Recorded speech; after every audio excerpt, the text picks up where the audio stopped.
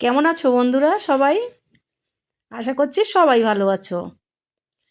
পৌষ সংক্রান্তে পিঠে পিঠে পিঠে, শুধু পিঠেই খেতে হবে। অনেক পিঠে রেসিপি করছি তোমাদের জন্য। তোমরা তাহলে সবাই সাথে থেকে পিঠের রেসিপিটা দেখে নিও। আজকে পাটিসাপটা বানাবো। দুধটা জাল করতে করতে আমি অনেক কম করে নিয়েছি, আরও জাল করতে হবে। জাল করে শুকিয়ে নেব। দেখো কতটা ঘন হয়ে গেছে। নমস্কার বন্ধুরা, আমি রাধা। তোমরা সবাই দেখছো Delhi Bengali kitchen Oman and blog. তাহলে চলো পাটিসাপটা পিঠেটা আমি কি করে বানাই তোমরা একটু দেখে নাও।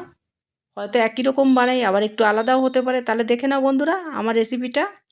দুধটা দেখো জাল করে করে আমি ঘন করে নিয়েছি। দুধের কালারও চেঞ্জ হয়ে গেছে। রাত্রেবেলা করছি। পৌষ সংক্রান্ত মানেই পিঠে পুলি বাঙালিদের। দুধটা জাল করতে করতে দেখো অর্ধেকেরও বেশি কমে গেছে। দেখো কটটুক হয়ে গেছে, সর জমছে। আর সরটাকে আমি দুধের মধ্যে বারবার করে মিশিয়ে দিচ্ছি। এবার আমি দুধের মধ্যে অ্যাড করে দেবো গুঁড়ো দুধ।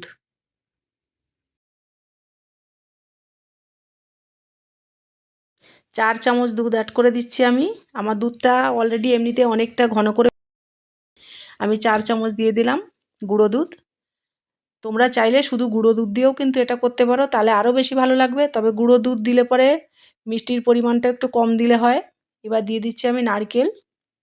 আমি একটা ছোট নারকেল, সেটাকে আমি মিক্সার গ্রাইন্ডারে গুঁড়ো করে নিয়েছি।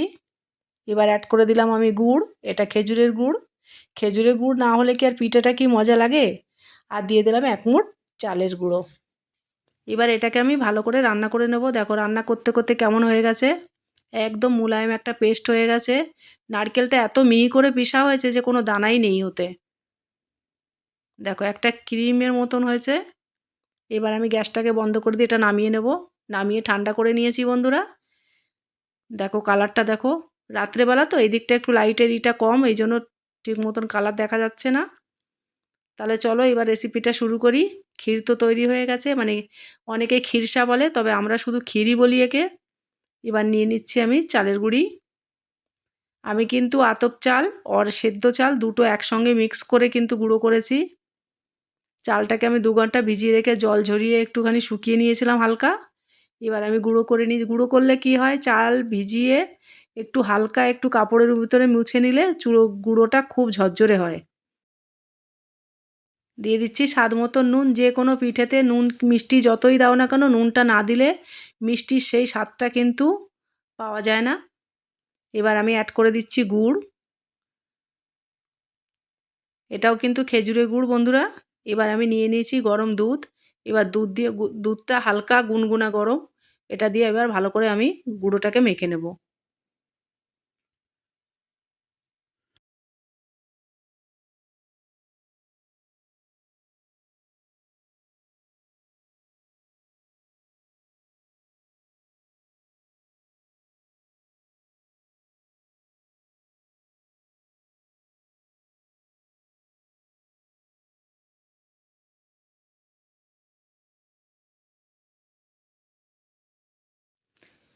তিন রকমের পিঠে হবে বন্ধুরা, তাই অল্প অল্প করেই করে নেব।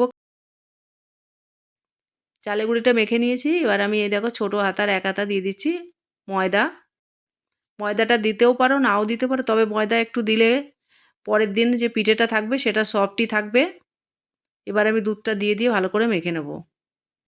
আর যাদের দাঁত নেই তারা কিন্তু ময়দা একটু দিলে পরে তারা খেতে পারবে। চালের গুঁড়ি দিলে একটু শক্ত হয়ে যায়, অল্প মোলায়েম মোলায়েম থাকবে। আমরা এমনিতে চালের গুঁড়ি দিয়েই করি, কিন্তু একজনকে দিতে হবে, তার দাঁত নেই, দাঁত পড়ে গেছে, বয়স হয়ে গেছে, তার জন্য একটু ময়দা দিয়ে দিলাম।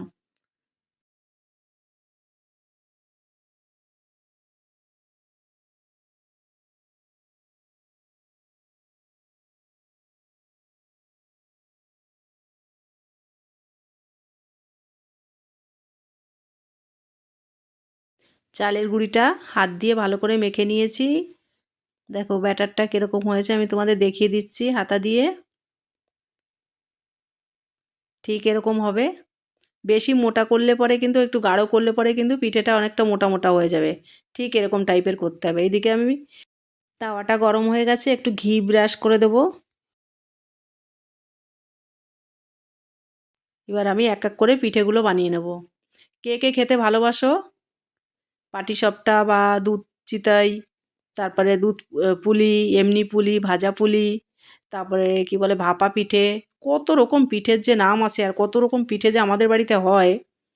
যারা নতুন বন্ধু আমার রেসিপিটা দেখছো তারা আজও যারা আমার চ্যানেলটি সাবস্ক্রাইব করনি তারা প্লিজ আমার চ্যানেলটি সাবস্ক্রাইব করে নিও, বেলটা প্রেস করে অলে করে রেখো, যাতে এরকম সব পিঠের রেসিপি মানে সব রকম রেসিপি, এখন তো পিঠে পুলির সময় তাই পিঠের রেসিপি হচ্ছে, যে কোনো রেসিপি বা ব্লগ ভিডিও যাই দিই না কেন সেটা যেন তোমাদের কাছে আগে পৌঁছে যায় আর তোমরা যেন ঝটপট করে দেখে নিতে পারো আমার পাটিসাপটাটা কেমন লাগছে, দেখে লোভ লাগছে কিনা সেটা একটু জানিও তোমরা। আর কে কে খেতে ভালোবাসো এই পিঠেটা। আমি কিন্তু এই যে ভিতরে যে খিরসা ভরছি এটা কিন্তু একটু কম ভরছি, আমি সবসময় একটু কমই ভরি, বেশি ভরি না, অনেকটা মিষ্টি লাগে খেতে না হলে। একটু ঘি দিচ্ছি কেন, ঘি দিয়ে কিন্তু পাটিসাপটাটার ফ্লেভারটা খুব টেস্টি লাগে।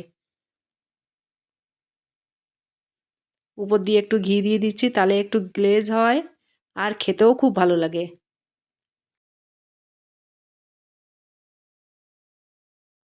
পিঠে পুলি এমনই একটা জিনিস যেটা করে খাওয়া হয়ে যায় কিন্তু পরে যখন এই যে ভয়েস দিচ্ছি এখন যেমন দেখলে খেতে ইচ্ছে করছে। তো এই জিনিসগুলো এমন যখন শেষ হয়ে যায় তখন আরও বেশি ইচ্ছা করে খেতে। যারা ভালোবাসে তাদের তাদের জন্যই বলছি আরও বিশেষ করে। আর যারা একদমই ভালোবাসে না তারা খায়নি তাই ভালোবাসে না, যারা খেয়েছে তারা জানে এর টেস্ট, ওই জন্য খাওয়ার পরে কিন্তু তাদের আবার খেতে ইচ্ছে করে যে এখন যদি আবার একটা থাকতো তাহলে খাওয়া যেত। এটাও উপর থেকে একটু ঘি ব্রাশ করে দিচ্ছি, কোনো কোনোটা মাঝখানে ঘি দিয়ে দিচ্ছি একটু, তাহলে ওপাশটাও ঘি হয়ে যাবে। তবে কিন্তু বন্ধুরা আমি সবাইকে বলছি যারা ঘি দেবে দেশি ঘি দেবে, আমার অবশ্য তো ঘরে বানিয়ে নেওয়া ঘি, এর ফ্লেভারই আলাদা। তবে যে সবার তো আর ঘরে থাকে না, হয়তো কেউ বলবে যে আমাদের ঘরে নেই তাহলে কী হবে, তাহলে কেনা যে দেশি ঘিটা আসে ভালোটা সেটা দিতে হবে। ওটা দিলে তাহলে মানে এর সেন্ট খুব ভালো হয়, সারা ঘরে কিন্তু গুড় গুড় ঘি ঘি একটা দারুণ একটা গন্ধ। এই ছেলেটা এসছে বলে তাই পিঠে টিঠেগুলো এরকম করছি, ও না থাকলে আর বানাতে ইচ্ছে করে না। আমার তো সুগার তোমরা তো অনেকেই হয়তো জানো, আর হাজব্যান্ড একা একা ও বলে থাক একার জন্য আর করতে হবে না, আর যদি করা হয় তাহলে আবার একটা আধটা আমি খেয়ে নিই, দেখা যাচ্ছে সুগার লেভেলটা আবার বেড়ে যায়, না হলে আধখানা কিছু না কিছু চেয়ে আমি খাই। তাহলে কি বন্ধুরা দেখো কত পিঠে বানিয়েছি আর বানাতে বানাতে তো খাওয়া হয়ে গেছে অনেক, অনেকটাই খাওয়া হয়ে গেছে। এবার এখান থেকে যাকে দেওয়ার তাকে দিয়ে আসবো। দেখো কতটা নরম হয়েছে, দেখো একটা ছিঁড়ে তোমাদের দেখাবো, এক হাত দিয়ে ক্যামেরা করছি বন্ধুরা তাই এক হাত দিয়েই ছিঁড়ে দেখাচ্ছি। দেখো কতটা সফট হয়েছে, এই যেটা ছিঁড়েছি এটা আমিই খেয়ে নিয়েছি। ভালো লাগলে চ্যানেলটা সাবস্ক্রাইব করে তোমরা ভালো থেকো।